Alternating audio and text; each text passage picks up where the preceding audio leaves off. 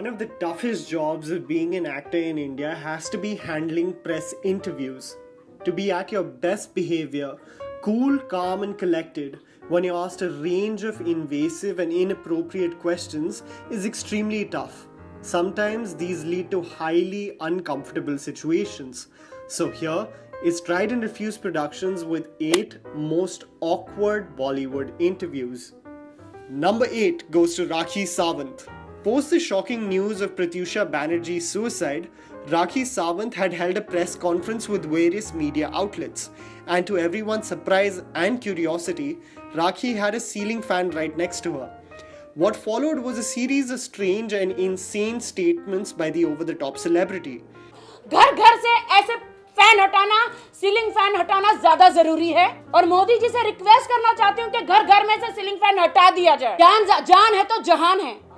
Sawant on Tuesday said that the banning of ceiling fans from homes is more important than chanting Bharat Mata Ki Jai. According to the press conference, she urged people to use a table fan or an air conditioner instead of a ceiling fan. You can make sure you're always in for a treat when she sets up for any kind of interview. जान है तो जहान है. जान है तो जहान है. Number 7 goes to Raveena Tandon.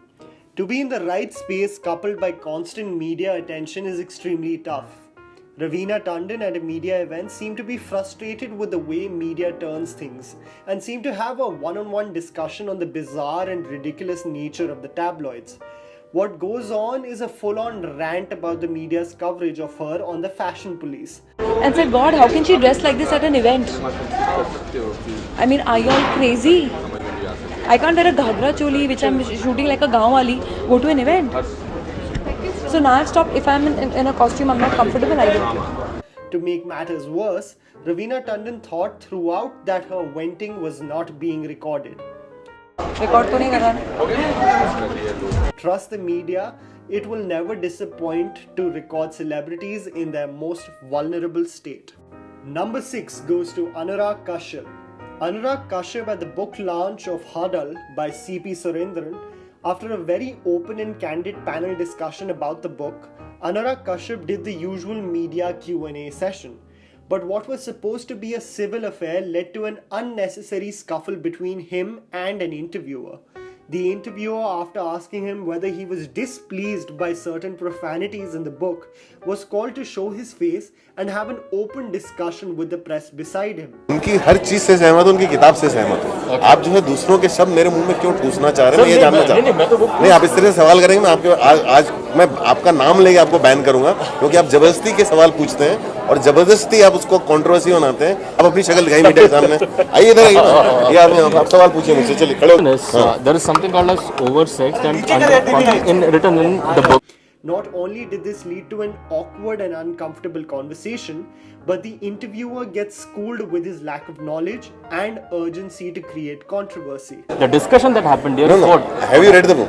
No, I have not. I will First read the book and then ask the question. तुम्हारी वजह से क्या हो चुका ना हमारा बात करने का मन नहीं करता.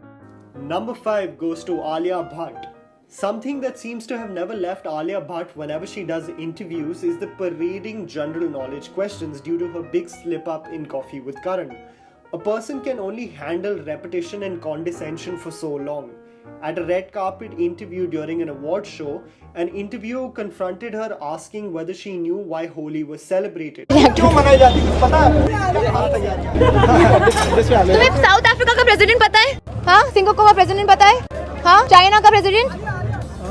Don't ask if you don't know, bro. What followed was Alia Bhatt clearly having had enough. These media outlets really know how to push the right buttons. Number 4 goes to Kabir Khan during a press conference of Phantom. At a press conference with his actors Saif Ali Khan and Katrina Kaif, the team was constantly bashed on making anti-Pakistan movies, which wasn't the case at all. Even after reiterating that only certain factions of Pakistan represent extremism and anti-India sentiments, one individual completely lost it at this statement, thinking Kabir Khan stated that there were terrorist elements in India. I said extremist elements. Sorry?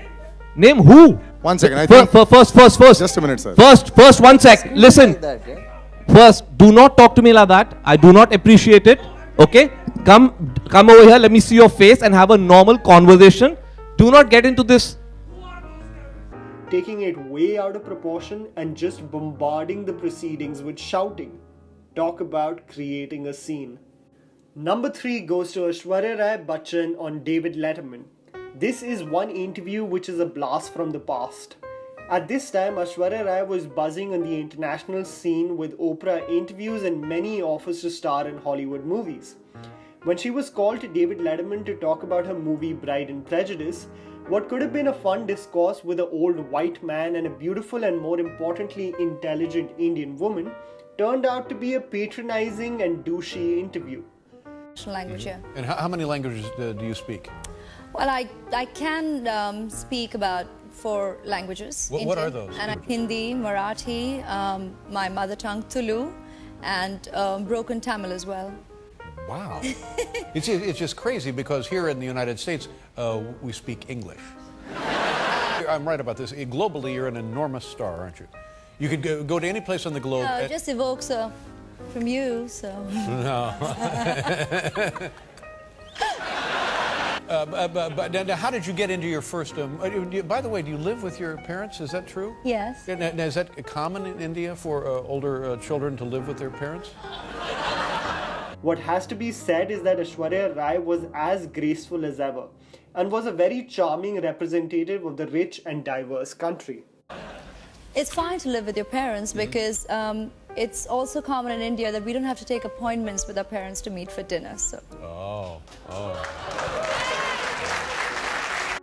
Number 2 goes to Salman and Sohail Khan on Seedhi Baat. Doing media interviews to promote a movie has to be one of the most exhausting tasks ever. But when Sohail and Salman Khan came on Aaj Tak to promote their movie Jai Ho, the interviewer Rahul Kanwal definitely didn't care about the movie and wanted to focus on more controversial matters, blaming Salman Khan to be a sellout and not having any social responsibility by performing in places where there is heavy social and political unrest. वहाँ पे इतने बड़े दंगे हुए, जब महिलाओं का rape हो रहा है, जब सर्दी में लोग मर रहे हैं, सलमान क्यों नाच रहे हैं सफाई में? What ends up happening is Salman Khan schooling the interviewer about media malpractices, his own philanthropic work, and the unnecessary urge for the people to stir controversy. क्या पैसे ही सब कुछ है? सर, क्या आपकी सहानुभूति नहीं होनी चाहिए उन लोगों के प्रति? सर, कमाल है कि आप यहाँ पर किस लिए हो? क्या पैसे नहीं लेते? Our job is to entertain. जो पैसे हमने कमाए थे, वो वहीं पर छोड़ आए और ये इस वक्त की बात नहीं है। ये जानता है? Before. नहीं, बवाल खड़ा होने के बाद कि पहले? पहले. We have taken care of about 250 heart patients, their kids. You have to see this for yourselves, for the sheer way the interviewer gets wrecked. Number 1 goes to Sunny Leon's interview on CNN IBN. What has to be hands down one of the most embarrassing and cringe-worthy interviews is the CNN IBN interview of Sunny Leon by Bhupendra Chaubey. A close to 20-minute interview with questions that are offensive, sexist, misquoted and downright uncalled for is one of the toughest interviews to watch. He blames her for choosing the path of her career, how her past would be nothing but a problem for her Bollywood career, and also states how her existence pollutes the minds of husbands in India. Wouldn't. So you would want to work with Amir, but Amir would not want to work with Well, I have no idea. You have to ask how would this reflect on you then? Other side, there are some who believe that if Sunny Leon is becoming this brand ambassador of sorts of this new India, then it's a very dangerous trend to have. The interviewer was a clear reflection of not what India thinks, but the interviewer's own regressive views and insecurities.